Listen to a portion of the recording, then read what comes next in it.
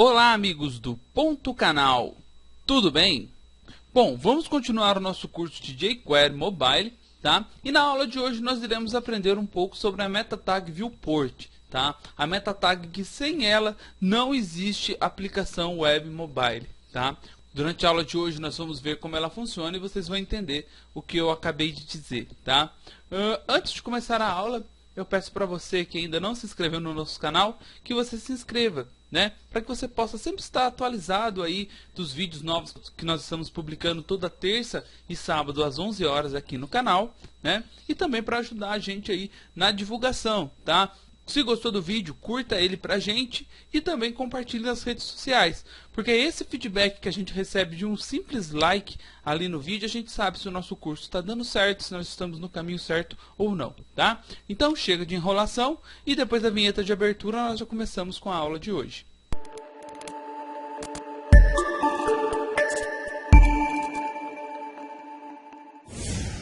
Bom, gente, então vamos falar um pouco agora sobre a nossa meta tag Viewport e entender a importância dessa meta tag nas nossas aplicações mobile, tá?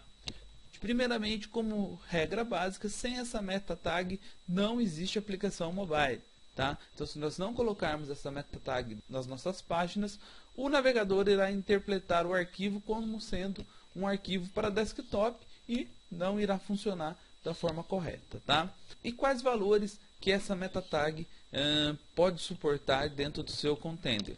Ela pode receber aqui no caso, como nós colocamos um width, né? Que é a largura, tá?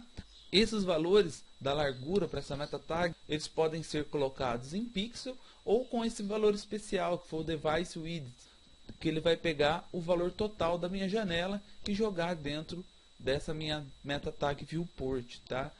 Então, usando esse valor especial, a gente já consegue fazer aí a relação de largura, independente do dispositivo que a pessoa estiver acessando, ou mesmo se a pessoa estiver acessando via navegador desktop, ela também se redimensionar a tela, a gente vai conseguir executar os nossos arquivos no tamanho da tela corretamente, tá?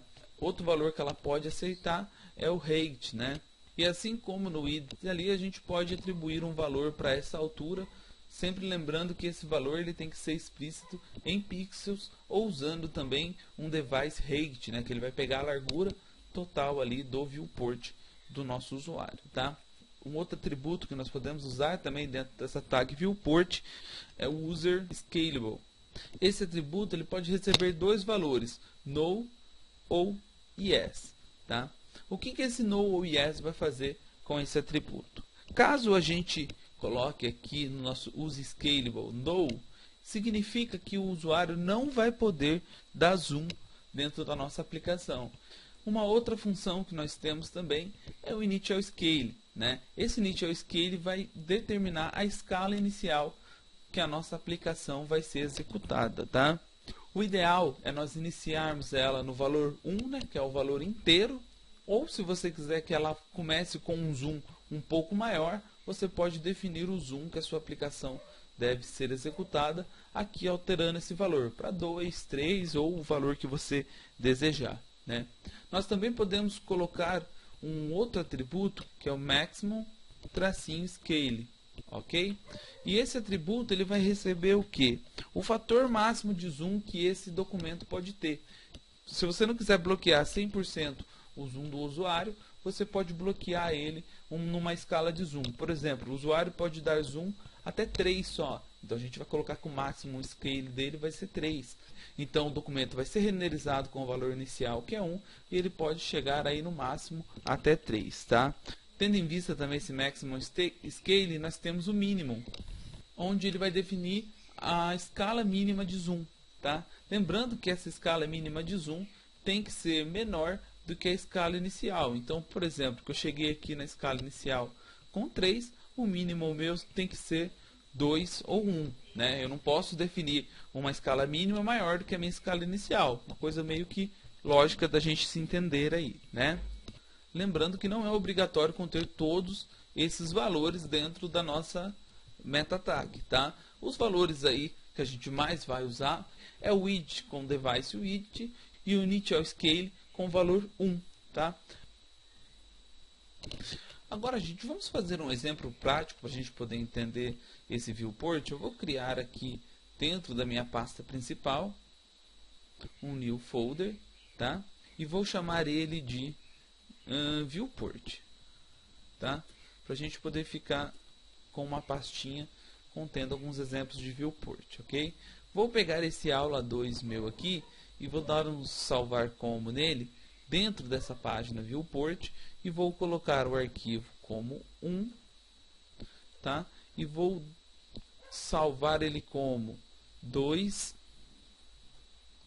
e vou salvar ele como 3, tá? Vou fazer 3 arquivos para a gente poder entender bacana aí o que essa viewport ela faz, tá? Com nossos 3 arquivos aqui dentro, vamos acessá-los também via URL aqui. Então é viewport. Vou acessar o 1, o 2 e o 3, tá? Então estão acessadas as nossas 3 páginas aqui. Vamos colocar dentro da nossa body dos nossos 3 arquivos a seguinte declaração. Vamos colocar um parágrafo, tá? E vamos colocar um texto aqui. No primeiro nós vamos colocar como viewport não definido, ok? No segundo nós vamos colocar viewport com largura 200 pixels. E no terceiro nós vamos colocar viewport com largura de 500 pixels, tá joia? E agora nós vamos fazer o seguinte, aqui em cima vamos colocar uma regra de estilo, vamos abrir uma tag de estilo, então uma style, ok? Vamos definir que o nosso parágrafo ele terá um background azul, então blue, ok? E a color do nosso texto será branca, então FFF, tá? Isso vamos colocar comum aos 3 arquivos nossos. Vamos atualizar para ver se eles vão ser renderizados. Perfeito, os nossos 3 agora estão da forma como a gente pretendia que eles estariam, tá? E agora o que nós vamos fazer? Nós vamos supor que nós não definimos a meta tag viewport no código, tá?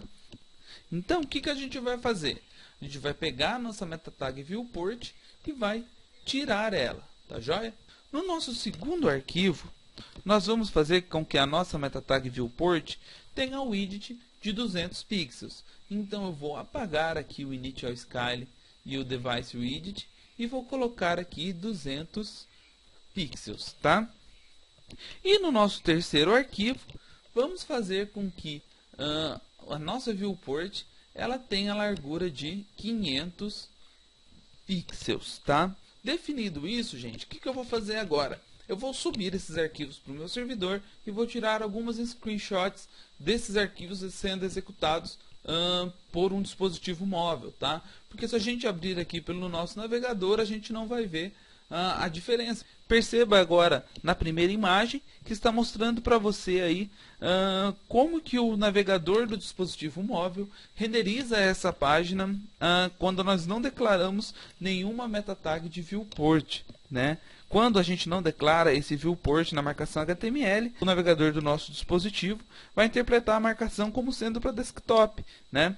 Nesse caso, tudo passa como se nós estivéssemos abrindo um site desenvolvido para desktop, abrindo da mesma forma aí dentro do dispositivo móvel, tá? Observe agora também o nosso segundo exemplo, quando nós colocamos o widget a 200 pixels, né? E agora o nosso terceiro exemplo, mostrando quando nós colocamos a nossa meta tag viewport com a largura de 500 pixels, tá?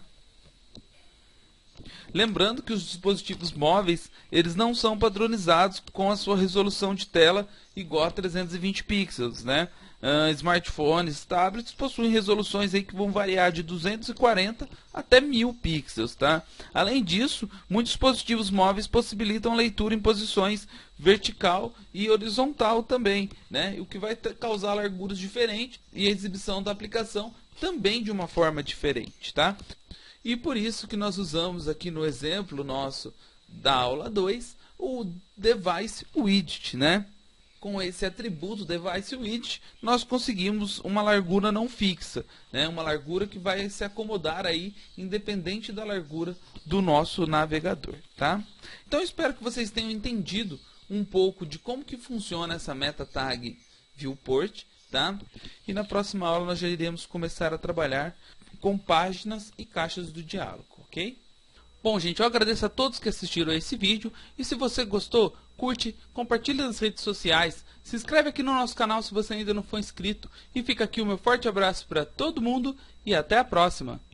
Esse curso tem um apoio de Avila Host, hospedagem web, Linux e Windows, revenda, servidores dedicados e servidores cloud, infraestrutura de última geração. Clique no link da descrição e saiba mais. Planos a partir de R$ 9,99 ao mês.